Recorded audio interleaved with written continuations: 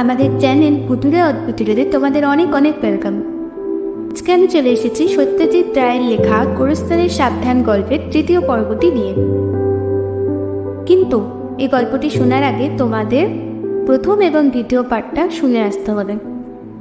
তাহলে যাও, আগে প্রথম আর দ্বিতীয় পার্টটা শুনে এসো। শুরু করছি আজকের গল্প।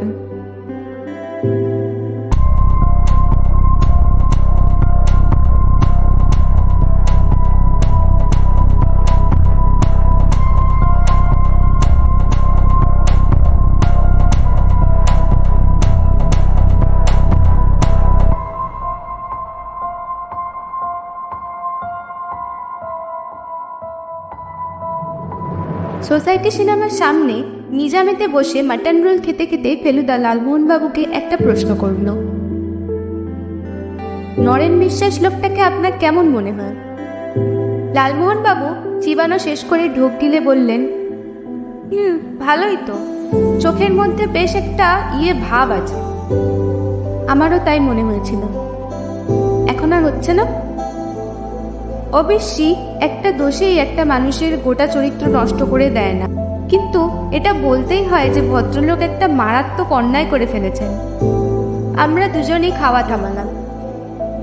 আজ প্রমাণ পেলাম যে ওর মানিব্যাগের কাটিং দুটো ন্যাশনাল লাইব্রেরির রিডিং রুমে সযত্নে রক্ষিত 150-200 বছরের পুরনো খবরের কাগজ থেকে ব্লেড দিয়ে কেটে নেওয়া। আমার মতে এই অপরাধের জন্য মানুষের জেল হওয়া উচিত। আমি কল্পনা করতে চেষ্টা করলাম নরেনবাবুর রিডিং রুমে বসে দম বন্ধ করে গোপনে কর্মচারীদের দৃষ্টি এড়িয়ে এই দুষ্কর্মটি করছেন, কিন্তু পারলাম না। সত্যি মানুষকে দেখে চেনার উপায় নেই। এটা একটা রোগ বলতে পারেন, ফেলুদা বলে জন্য। আর এই ধরনের অন্যায় কাজ ধরা না পড়ে সাকসেসফুলি করতে পারলে মানুষ একটা উৎকট আনন্দ পায়, নিজেকে আর 5 জনের চেয়ে বেশি চতুর মনে করে, একটা আত্মতৃপ্তি অনুভব করে। Very sad. মাটন রোলের পর লস্যির অর্ডারের সঙ্গে সঙ্গে ফেলুদা বিলটাও আনতে বলে দিল। ঘড়িতে বলছে 2:30। আরো 3 ঘন্টা সময় কাটিয়ে তারপর যেতে হবে ঘড়ি পাগল মিস্টার চৌধুরীর বাড়িতে। আমি জানি পেরিকাল রিপিটার সমস্যা সমাধান না হওয়া পর্যন্ত ফেলুদার স্বস্তি নেই। আচ্ছা মশাই, হাড় গিলেও কি এইভাবে খাবারের প্রত্যাশায় জানলার ওপর বসে হাত পারত নাকি? আমাদের পাশেই রাস্তার দিকে একটা জানলা, তার উপর একটা কাক বসে বেশ কিছুক্ষণ ধরে কা কা করছে। সেইটার দিকে তাকিয়েই লালমোহনবাবু প্রশ্নটা করেছেন। সম্ভবত না, বলল ফেলুদা। তবে বাড়ির আলসে বা ছাদের পাঁচিলে যে বসতো তার অনেক প্রমাণ পুরনো ছবিতে আছে। আশ্চর্য, পাখিটার চেহারা যে কিরকম তাই জানি না। জানার একটা উপায় হচ্ছে চিড়িয়াখানায় যাওয়া। আর না হয় চলুন কর্পোরেশন স্ট্রিট দিয়ে বেরোবো। মিউনিসিপ্যাল বিল্ডিং এর সামনেই কর্পোরেশন সিম্বলে হাড়গিলের চেহারা দেখিয়ে দেব। আপনি এখনো কর্পোরেশন স্ট্রিট বলছেন? হেসে বলল চটেল। থুরি, সুরেন ব্যানার্জি। ফেলুদা থেমে গেল। চোখের চাহনি চেঞ্জ। পকেট থেকে খাতা বার করে কি জানি দেখল। তারপরেই ছটফটে ভাব, কারণ বিল দিতে দেরি করছে। ফেলুদা বেয়ারাকে হাঁক দিল, যেটা সচরাচর করে না। বিল দিয়ে গাড়িতে উঠেই ড্রাইভার হরিপদকে নির্দেশ দিয়ে দিল। গাড়ি সুরেন ব্যানার্জি রোডে গিয়ে পড়ল। ফেলুদা বাড়ির নম্বর দেখছে, যদিও সব বাড়িতে নম্বর নেই। কলকাতারই আর একটা কেলেঙ্কারি। আরেকটু এগিয়ে যাবো ভাই। তপসে 141 দেখলেই বলবি, মনে পড়ে গেল 141 SNB। সুরেন্দ্র ব্যানার্জি। বুকটা ঢিপ ঢিপ করছে। ওই যে 141। গাড়ি থামল। বাড়ির গায়ে লেখা বোর্ন অ্যান্ড সিফার্ড BS। পাওয়া গেছে, মিলে গেছে। ফেলুদার সঙ্গে আমরা দুজনে ভিতরে ঢুকলাম। লিফট দিয়ে উঠতে হবে। দোতলায় লিফট থেকে বেরিয়েই একটা সোফা বেঞ্চি পাতা ঘর। একজন কর্মচারী আমাদের দিকে এগিয়ে এলেন। ফেলুদার ইতস্তত ভাব, কারণ যে প্রশ্নটা করতে হলো সেটা একটা বেকুবি গন্ধ থাকতে বাধ্য। ভিক্টোরিয়ার কোনো ছবি আছে আপনাদের এখানে? Victoria Memorial? না, কুইন ভিক্টোরিয়া। আজ্ঞে না, আমাদের এখানে শুধু যারা ভারতবর্ষে এসেছেন তাদের ছবি পাবেন। এডওয়ার্ড দি 7th পাবেন, প্রিন্স অফ ওয়েলস ছিলেন, জর্জ দি ফিফথ, দিল্লির দরবার। এসব এখনো পাওয়া যায়? প্রিন্ট তৈরি থাকে না, নেগেটিভ আছে, অর্ডার দিলে করে দিই। 1854 থেকে সব নেগেটিভ রাখা আছে। বলেন কি, 1854? বোর্ন অ্যান্ড শেফার্ড হলো পৃথিবীর দ্বিতীয় প্রাচীনতম ফটোর দোকান। তার মানে তো হাজার হাজার নেগেটিভ থাকবে আপনাদের এখানে। আসুন না, দেখিয়ে দিচ্ছি। ওই যে দেখুন, দেয়ালে ঝুলছে 1880-তে মনুমেন্টের উপর থেকে তোলা ছবি। এতক্ষণ দেখেনি, এবার বলতে চোখ গেল। 1 হাত বাই 5 হাত সাইজের ছবি, মনুমেন্টের ওপর থেকে প্রায় 100 বছর আগেকার কলকাতা শহর, ডালহাউসি এসপ্ল্যানেড থেকে শুরু করে উত্তরে যত দূর দেখা যায়। ত্রিসীমানায় একটাও হাই রাইজ নেই, দেখলেই বোঝা যায় শান্ত শহর। নেগেটিভের ঘর দেখে চোখ তেড়িয়ে গেল। ঘরের 4 দেওয়ালের মেঝে থেকে সিলিং অবধি শেলফ উঠে গেছে, আর প্রত্যেকটি সেলফে ব্রাউন রঙের চ্যাপ্টা চ্যাপ্টা বাক্স ঠাসা। প্রত্যেক বাক্সের গায়ে লেখা রয়েছে তাতে কোন সালের কী ধরনের ছবি রয়েছে। ফেলুদা শেলফগুলোর সামনে ঘুরে ঘুরে লেখাগুলোর দিকে কিছুক্ষণ খুব মন দিয়ে দেখে হাতের রিস্ট ওয়াচটার দিকে একবার চেয়ে আমাদের দিকে ফিরে বলল, তোরা ঘন্টাখানেক ঘুরে আয়, আমার একটু কাজ আছে এখানে। লিফটে উঠে লালমোহনবাবু বললেন, তোমার দাদার হুকুম শিরোধার্য। ওই একটা লোককে না বলা যায় না, কি পার্সোনালিটি। চলো একটিবার ফ্র্যাঙ্ক রসে। গাড়িটা সুরেন ব্যানার্জি রোডেই রেখে আমরা চৌরঙ্গি দিয়ে গ্র্যান্ড হোটেলের দিকে হাঁটতে লাগলাম। লালমোহনবাবু কি ওষুধ কিনবেন জানি না, জানার দরকারও নেই, উদ্দেশ্য কেবল সময় কাটানো। ভিড়ের মধ্যে কলিশন বাঁচিয়ে কিছু দূর এগোনোর পর ভদ্রলোক বললেন, কিছু বুঝতে পারছো ভাই তোপসে, তোমার দাদার মতিগতি? বলতে বাধ্য হলাম যে কিছুই বুঝছি না, তবে এটুকু আন্দাজ করতে পারছি যে ফেলুদা ছাড়াও আরেকজন কেউ শার্লট গডউইনের ডায়েরি পড়েছে, আর সেই পড়ার সঙ্গে টমাস গডউইনের কবর খোঁড়ার একটা সম্পর্ক রয়েছে। 200 বছর মাটির নিচে থাকার পরেও যে দেহ কঙ্কাল অবস্থায় থাকে সেটা তুমি জানতে? জটায়ু জিজ্ঞেস করলেন। এ ব্যাপারে জোব চার্নকের মৃতদেহ নিয়ে একটা ঘটনা ফেলুদা আমাকে বলেছিল, সেটাই লালমোহনবাবুকে বললাম। চার্নক মারা যাওয়ার 200 বছর পরে সেন্ট জনস গির্জার একজন পাদ্রীর হঠাৎ মনে সন্দেহ ঢোকে, চার্নকের সমাধিটা সত্যিই সমাধি তো, নাকি এমনি একটা স্তম্ভ খাড়া করা রয়েছে। সন্দেহটা এমনই পেয়ে বসে যে পাদ্রী শেষে লোক দিয়ে মাটি খোঁড়ালেন। 4 ফুট নিচে পর্যন্ত কিছু পাওয়া গেল না, কিন্তু 8-2 ফুট খুঁড়তেই একটা কঙ্কালের হাত বেরিয়ে পড়ল। পাদ্রী মানে মানে গর্ত বুঝিয়ে দিলেন। ফ্র্যাঙ্ক রাসে গিয়ে লালমোহনবাবু যখন কাউন্টারের সামনে দাঁড়িয়ে বলছেন, 1 for hands for the gums family size, ঠিক তখনই লক্ষ্য করলাম দোকানে একজন চেনা লোক ঢুকছে। তিনি অবশ্য আমাদের দেখামাত্র চেনেন। বার দুদিন আমাদের দিকে তাকিয়ে তারপর মুখে হাসিটা এলো। নরেনবাবুর ভাই গিরিনবাবু, হাতে একটা বড় বাক্স, তাতে লেখা হংকং ড্রাই ক্লিনার্স। বললেন, দাদার জন্য ওষুধ নিতে এসেছি। কেমন আছেন নরেনবাবু? জিজ্ঞেস করলেন জটায়ু। দাদা বেটার। ভালো কথা। আপনাদের সঙ্গে সেদিন যিনি ছিলেন তিনিই নাকি গোয়েন্দা প্রদোষ মিত্তির? দাদা দিলেন খবরটা। ভদ্রলোকের নাম শুনেছি আগে। ভাবছিলাম গিরিনবাবু বুড়ো কুচকে একটু যেন অন্যমনস্ক হলেন। তারপর বললেন, ওকে বাড়িতে পাওয়া যায় কখন? সেটা ঠিক বলা মুশকিল। আমি বললাম, তবে ডিরেক্টরিতে নম্বর পাবেন, আপনি আসতে চাইলে আগে ফোন করে নিতে পারেন। ওর সঙ্গে একটু, ঠিক আছে, আমি টেলিফোন করে নেব। বলবেন প্রদোষবাবুকে, দরকার পড়লে যাব। আমরা হে হে করতে করতে ভদ্রলোকের কাছে বিদায় নিয়ে বেরিয়ে এলাম। নিউ মার্কেটে একটা চক্কর মেরে মতিশিয়া স্ট্রিট দিয়ে সুরেন ব্যানার্জিতে পড়লাম। বোর্ন অ্যান্ড শেপার্ডের সামনে এসে দেখি ফেলুদা গাড়ির পাশে দাঁড়িয়ে আছে। ওর কাজ নাকি যা আন্দাজ করা গিয়েছিল তার একটু আগেই শেষ হয়ে গেছে। গিরিনবাবুর সঙ্গে দেখা হওয়ার খবরটা ফেলুদাকে দিলাম। বটে, বলল ফেলুদা। কি বললেন ভদ্রলোক? আমি জানি ফেলুদাকে ভাষা ভাষাভাবে কিছু বললে চলবে না, তাই যা কথা হলো সব ডিটেলে বললাম। এমনকি ভদ্রলোকের হাতে লন্ড্রির বাক্সটার কথাও বললাম। ফেলুদা চুপ করে শুনে গেল। কাজ কেমন হলো? লালমোহনবাবু জিজ্ঞেস করবেন। ফার্স্ট ক্লাস, বলল ফেলুদা। একেবারে রত্নখোল। আর ওখান থেকে ফোন করে জেনে নিয়েছি মিস্টার চৌধুরী বাড়ি ফিরেছেন, পাকা অ্যাপয়েন্টমেন্ট হয়ে গেছে। মখমলের মতো মোলায়েম গলায় কথা বলেন ভদ্রলোক। বাজা ঘড়ি বা টাইমিং ক্লক অনেক শুনেছি, কিন্তু মহাদেব চৌধুরীর বাড়িতে ঢুকতে না ঢুকতে 6টা বাজার যেসব অদ্ভুত শব্দ একটার পর একটা ঘড়ি থেকে আমাদের কানে আসতে লাগলো, সেরকম ঘড়ির বাজনা আমি কোনোদিনও শুনিনি। লালমোহনবাবু বললেন, এ যেন স্বর্গদ্বার দিয়ে ঢুকছি মশাই, মাঙ্গলিক বাজছি। এ রিসেপশন ভাবা যায় না। ঢুকতেই যে ভদ্রলোকের সঙ্গে দেখা হলো তা নয়। একজন কর্মচারী গোছের লোক এসে বলল, মিস্টার চৌধুরী ব্যস্ত আছে, আমাদের একটু অপেক্ষা করতে হবে। আমরা একটা আপিস ঘরে গিয়ে বসলাম।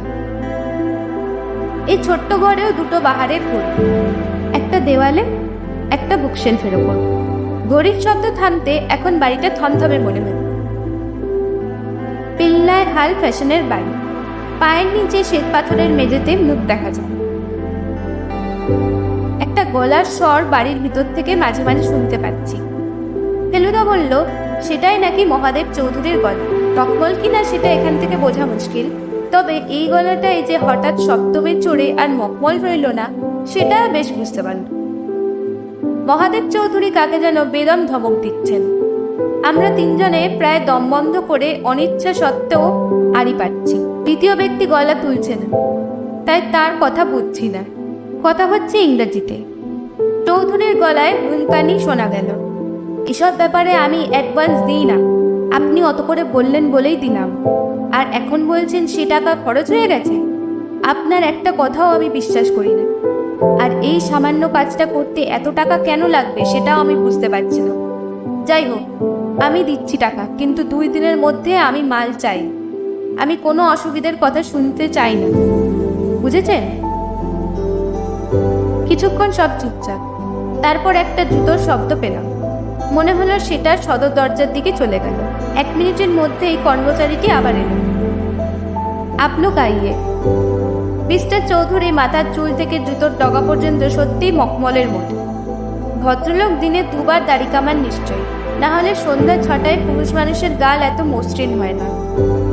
পরে লালমোহনবাবু বলেছিলেন, মনে হচ্ছিল গালে মাছি বসলে পিছলে যাবে। যে বিশাল বৈঠকখানা ঘরটাতে আমরা বসেছি, সেটাও মিস্টার চৌধুরীর মতোই পালিশ করা। আনাচে কানাচে কোথাও এক কোনা ধুলো বা একটাও পিঁপড়ে বা আরশোলা থাকতে পারে বলে মনে হয় না। সোনার হোল্ডারে ধরা সিগারেটে একটা টান দিয়ে ধোঁয়া ছেড়ে ফেলুদার দিকে চেয়ে প্রশ্ন করলেন মিস্টার চৌধুরী, ওয়েল, ঘড়িটা এনেছেন সঙ্গে? আমরা সকলেই অবাক। ফেলুদা তো বটেই। ঘড়ি? কি ঘড়ি বলুন তো? প্রশ্ন করল ফেলুদা। আপনি যে বললেন একটা ঘড়ির ব্যাপারে দেখা করতে আসছেন, আমি তো ভাবলাম আমার বিজ্ঞাপন পড়ে ফোন করেছেন আমাকে। মাফ করবেন মিস্টার চৌধুরী, আমি আপনার বিজ্ঞাপন পড়িনি। আমার একটা ব্যাপার একটু জানার দরকার হয়ে পড়েছে, সেটা সম্ভবত ঘড়ি সংক্রান্ত। শুনলাম আপনি ঘড়ির বিষয়ে অনেক কিছুই জানেন। মখমলে ভাঁজ পড়েছে। ভদ্রলোক একটু যেন বিরক্তির সঙ্গেই নড়েচড়ে বসলেন। আমার সময় বেশি নেই মিস্টার মিটন, একটু পরেই কলকাতার বাইরে চলে যাব। আপনার কি জানার আছে সংক্ষেপে বলুন। পেরিকাল রিপিটার জিনিসটা কি সেটাই জানতে চাইছিলাম। মখমল হঠাৎ পাথর হয়ে গেল। সিগারেট হোল্ডার ঠোঁটের কাছে এনে থেমে গেছে। চোখের মনি পাথর, দৃষ্টি ফেলুদার দিকে, নিষ্পন্ন। আপনি কোথায় পেলেন নামটা? 19বিংশ শতাব্দীর একটা ইংরেজি উপন্যাসী। তার কাজের সুবিধের জন্য যে ফেলুদা অম্লান বদনে মিথ্যে কথা বলতে পারে সেটা আগেও দেখেছি। রিপিটার যে ঘড়িও হতে পারে, বন্দুকও হতে পারে, সেটা অভিধানে দেখেছি, কিন্তু পেরিগেল সম্বন্ধে কেউ কিছু বলতে পারবে না। মহাদেব চৌধুরী এখনো সেইভাবে চেয়ে আছেন ফেলুদার দিকে। এর পরের প্রশ্নটাতে মখমলের সঙ্গে মেশানো একটা ধারালো ভাব দেখা দিল। আপনি কি সবসময় কথার মানে জানতে অচেনা লোকের বাড়ি ধাওয়া করেন? বিশেষ প্রয়োজন হলে করি বই কি। আমি ভেবেছিলাম ভদ্রলোক জিজ্ঞেস করবেন বিশেষ প্রয়োজনটা কি, কিন্তু তা না করে সেই একইভাবে ফেলুদার দিকে তাকিয়ে থেকে যে কথাটা বললেন, তাতে আমার ডান পাশের টেবিলের উপরের ঘড়িটা যেভাবে টিকটিক করছে, আমার হৃৎপিণ্ডটাও ঠিক সেইভাবে টিকটিক করতে আরম্ভ করে দিল। আপনি তো গোয়েন্দা, তাই না? ফেলুদার নার্ভের বলিহারি। জবাবটা দিতে বোধহয় 5 সেকেন্ড দেরি হয়েছিল, কিন্তু যখন এলো তখন তারও গলা মখমল। আপনি খবর রাখেন দেখছি। রাখতেই হয় মিস্টার মিটন, খবর সংগ্রহের জন্য লোক থাকে। আমার প্রশ্নটা বোধহয় ভুলে গেছে, হয়তো উত্তরটা আপনার জানা নেই। আর যদি জেনেও জবাব না দিতে চান তাহলে আমি উঠি। বৃথা আপনার সময় নষ্ট করতে চাই না। Sit down mister Mitter. Feluda উঠে পড়েছিল, তাই এই হুকুম। লালমোহনবাবুকে দেখে মনে হচ্ছে তার নিজের থেকে ওঠার অবস্থা নেই, ধরে উঠিয়ে দিতে হবে। Sit down please. ফেলুদা বসবে। রিপিটার মানে বন্দুকও হয়, বললেন মহাদেব চৌধুরী। তবে তার সঙ্গে পেরিকেল যোগ দিলে সেটা হয় ঘড়ি, pocket watch. Francis Perigal, Englishman. অষ্টাদশ শতাব্দীর শেষ ভাগে পেরিকেলের মতো ঘড়ির কারিগর পৃথিবীতে কমই ছিল। 200 বছর আগে ইংল্যান্ডের সবচেয়ে ভালো ঘড়ি তৈরি হতো সুইজারল্যান্ডে নয়। আজকের দিনে একটা পেরিকেল রিপিটারের দাম কত হতে পারে? সে ঘড়ি কেনার সামর্থ্য তো আপনার নেই মিস্টার মিটার। তা জানি, আমার আছে, তাও জানি। তাহলে দাম জেনে কি হবে? কৌতূহল, ব্যর্থ কৌতূহল। মিস্টার চৌধুরী সিগারেটের শেষ টান দিয়ে হোল্ডার থেকে সেটা খুলে পাশে কাচের অ্যাস্ট্রেতে ফেলে দিয়ে সোফা ছেড়ে উঠে দাঁড়ালেন। আপনি যা জানতে চেয়েছিলেন সেটা আপনার জানা হয়ে গেছে, বললেন মিস্টার চৌধুরী। এবার আপনি আসুন। পেরিকেল রিপিটার কলকাতায় যেটা আছে সেটা আমিই পাবো, আপনি পাবেন না। পেয়ারেলাল, একজন কর্মচারী এসে দাঁড়ালেন। সেই একই লোক যিনি আমাদের আপিস ঘরে বসিয়েছিলেন। আমরা উঠে পড়লাম। যখন ঘর থেকে বেরোচ্ছি তখন মখমলের মতো গলাটা আরেকবার শোনা গেল। আমার কাছে অন্যরকম রিপিটার আছে মিস্টার মিটার, তবে তার আওয়াজ ঘড়ির মতো সুরেলা নয়। আপনার বর্তমান কাহিনীর নায়ক তো ইনিই বলে মনে হচ্ছে, বললেন জটায়ু। আমরা আলিপুর পার্ক থেকে ফিরছি। গাড়ির কাঁচ আবার তুলে দিতে হয়েছে, কারণ বৃষ্টি। জাজেস কোর্ট রোডে পড়ার সঙ্গে সঙ্গে বৃষ্টিটা নেমেছে। ফেলুদা লালমোহনবাবুর কথার কোনো জবাব না দিয়ে জানলার বাইরে দৃশ্য দেখতে লাগলেন। লালমোহনবাবু একটানা বেশিক্ষণ কথা না বলে থাকতে পারেন না। বললেন, জানি নায়ক না বলে ভিলেন বলা উচিত, কিন্তু আপনি যে বললেন ক্রাইমের ব্যাপারে সকলকেই সন্দেহ করা উচিত, যে কেউ ভিলেন হতে পারে, তাই আর বললুম না। অবশ্যই সন্দেহটাও যে ঠিক কী কারণে করা উচিত সেটা এখনো আমার কাছে পরিষ্কার নয়। কবর খোঁড়াটা কি ক্রাইমের মধ্যে পড়ে? ফেলুদা কোনো কথারই জবাব দিচ্ছে না দেখে লালমোহনবাবু এবার অসহিষ্ণু হয়ে বলল, ও মশাই, আপনি যে দমে গেলেন বলে মনে হচ্ছে। তাহলে আমাদের কি দশা হবে ভেবে দেখুন। একে তো ভদ্রলোকের হাবভাব দিকে হাড়গোড় নড়বড়ে হয়ে যাওয়ার অবস্থা, তারপরে ওই অতগুলো ঘড়ির ঢং ঢং, আর তার উপরে আবার আপনি ঘুম, বাইরে বৃষ্টি, রাস্তায় গাড্ডা। এতক্ষণে ফেলুদা মুখ খুলল। আপনার অনুমান ভুল মিস্টার গাঙ্গুলি, আমি দমিনি মোটেই। জটিল গোলকধাঁধার মধ্যে পথ পেয়ে গেলে কি লোকে দমে? বরং উল্টো। পথ পেয়ে গেছেন? পেয়েছি, তবে পথের শেষে কি আছে তা এখনো জানি না। পথ অত্যন্ত ঘোরালো, আরও বেশ কিছুটা এগোলে পরে শেষ দেখা যাবে। আমরা বাড়ি ফেরার পরেও টিপটিপ করে বৃষ্টি পড়তে লাগলো। লালমোহনবাবু বলে গেলেন সকাল সকাল আসবেন। এ কেসটায় আমি ছাড়া আপনার গতি নেই ফেলুবাবু। বাস ট্রামে ঘোরাঘুরি করতে গেলে আপনার কত সময় লাগতো ভাবুন দেখি। আজ দুপুরে নিজামে বসে থাকতে লক্ষ্য করেছিলাম ফেলুদা তার খাতায় কি যেন গিজিবিজি কাটছে। রাত্রে খাবার পর ওর ঘরে এসে জানতে পারলাম সেটা কি। ও যে আমাকে ডেকে পাঠিয়েছিল তা নয়, এমনিতেই আমার ওর জন্য ভাবনা হচ্ছিল। মহাদেব চৌধুরীকে